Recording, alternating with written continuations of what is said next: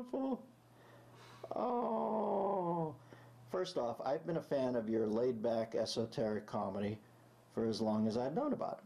Now then, my question is what your opinion is about the Rob, Arnie, and Dawn show and the whole brouhaha regarding their comments on transgenderism and the hell that it has unleashed. Renewing next month for a year because it's Dennis fucking Miller. What? What are we talking about? I was hoping you'd know. Transgenderism. Let me see. Rob, Arnie, and Dawn. Is this the Dawn from Tony Orlando? Rob, Arnie, and Dawn show and the whole brouhaha regarding their comments on transgenderism.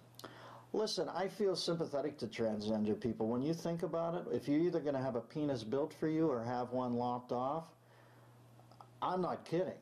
You're serious. The way I figure is you're about to kill yourself if you don't, right?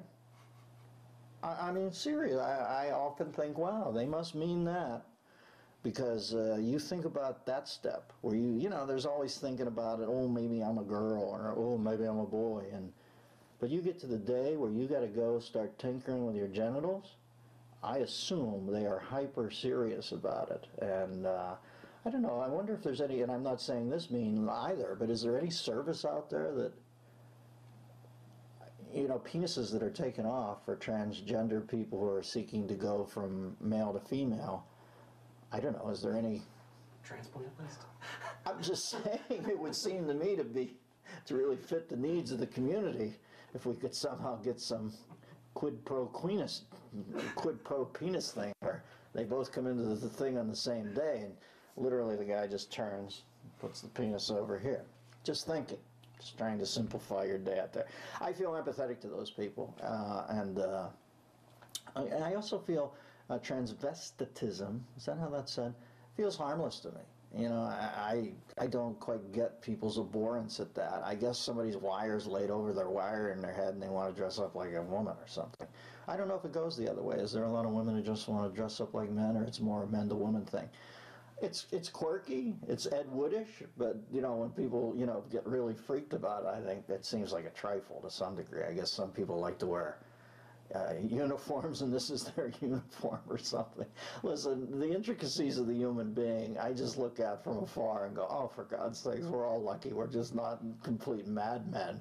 I mean, when you think about how your brain works, where you remember a smell from something that happened 30 years ago.